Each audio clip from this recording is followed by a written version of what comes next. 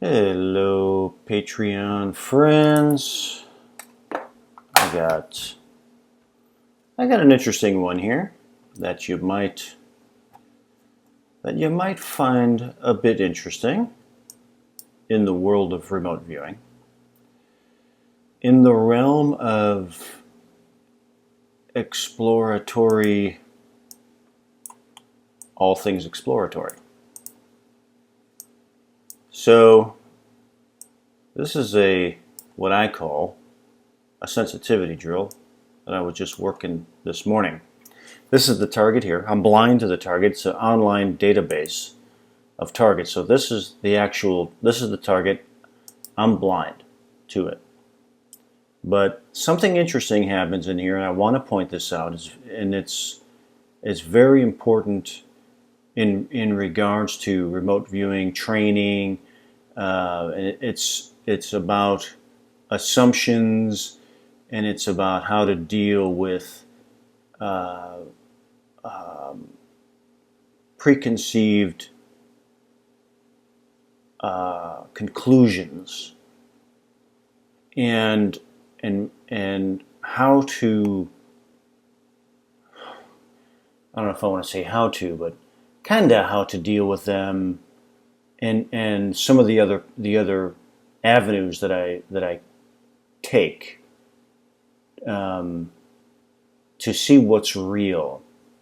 That's really what this is about.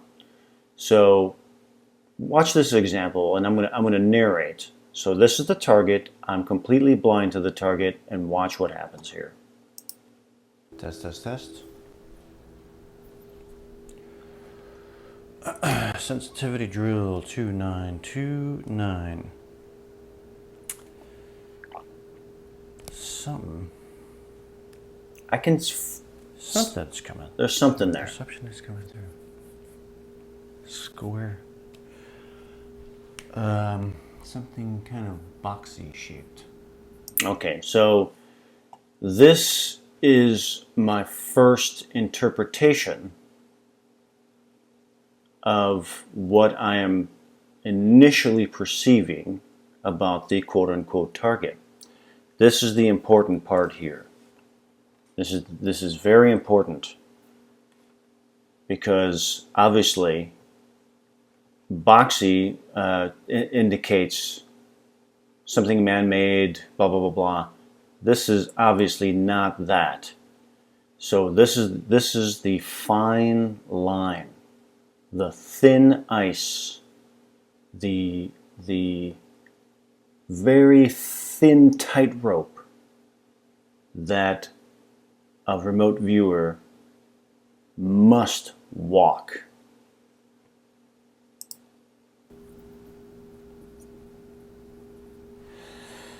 Something kind of boxy shaped. Boxy. But let's see. In my ideogram. Let's see what the ideograms. What happens here? 2929. Oh, that's a loop. Loop. Loop. 2929. Another loop. These are two strong loops. Okay, so an explanation of what's happening here and why this is important. As an initial perception, in my mind, calculated something as a boxy shape. I could have easily have gone into a full-on man-made environment easily from that. But I don't initially trust this yet. So I'm going to turn to another tool in the toolbox, which is the ideogram, and see what my autonomic nervous system generates. What I want to check and see what is automatically generated from internally, and what I'm seeing, and I trust those because they had the quality to them.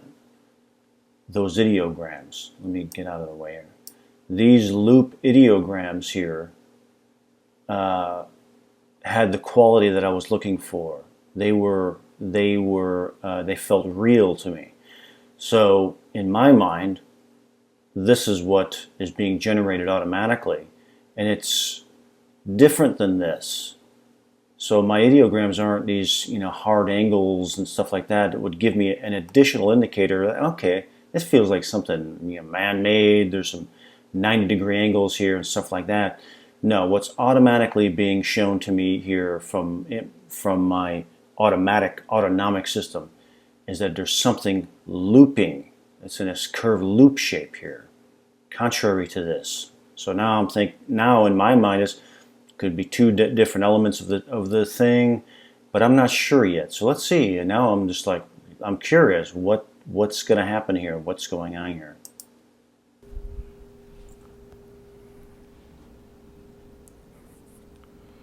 Two, 9, 2, 9. Another freaking loop. Typically means, that's typically an indicator of people. This is another trap here. And I'm not going to rely on that either, because initially this was my first trap here. That somewhere in my mind it was translated into a boxy shape. I don't fully trust that. I go to my autonomic system. I got now 3 different loop indicators. Now, typically, if what is being produced in the ideogram is a loop, tends to mean there's people there. So, but still, I'm not ready to trust it yet. I'm not getting the full green light that those loops are indicating people, because they typically do. So now I have to move into more kind of like error trapping, or going into different techniques, different avenues to get a different idea of what I'm dealing with here. And that's what I go on to the next thing, because I'm not getting enough indicators to define what I'm perceiving. Let me back it up. Indicator of people. Let me back this up. That's typically an indicator of people. Typically, but not all the time. As we can see is the case here. People?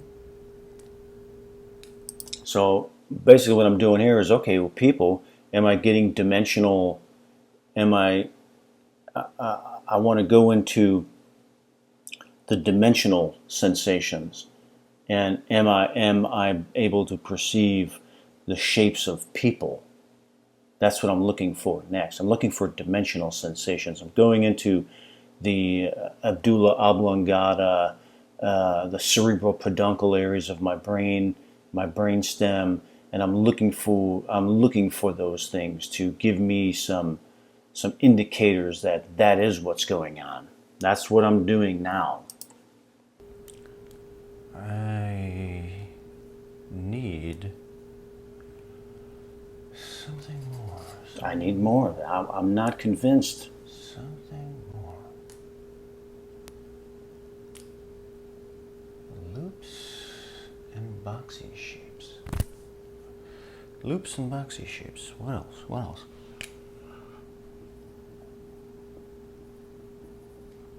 What else? What else? What else? What else? That's some good loops, though. Those are some nice loops. 2, 9, 2, 9. Freaking loop again. How does it go? No. How does that work? I'm looking for dimensionals, and now I'm also looking for any kind of visual indicator now. How does that go? With a loop. Because I'm not getting emotions. I'm looking for solid dimensions here, like in the boxy. I'm not getting them. I'm looking for if those loops are indicating people. I'm observing myself for any kind of emotional thing. Are there people moving around? Their physical body in reference to geometric shapes around them, sounds, talking, emotions. I'm searching in my brain for any stimulus that is of that nature, and I'm not finding any.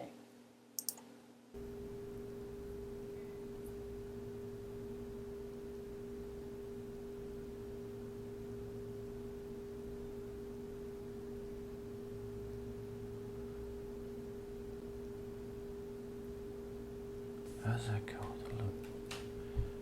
I'm not finding any emotions or anything like that in there.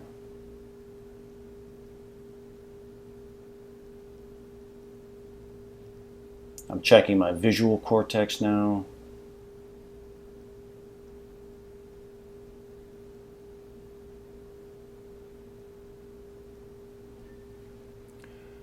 Kind of like a, like that. Kind of the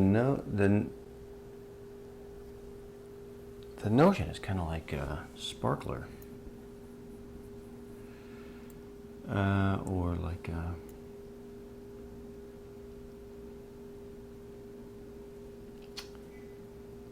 that kind of thing.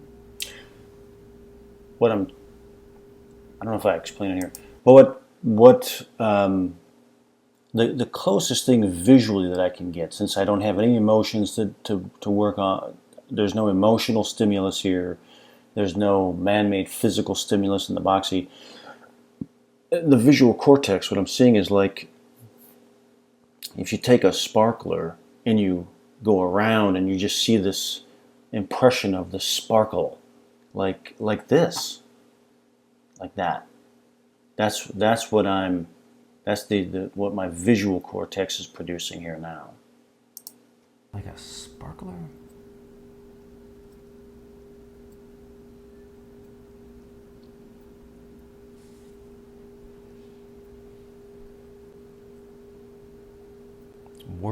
Whirling, I think they would go. Whirling.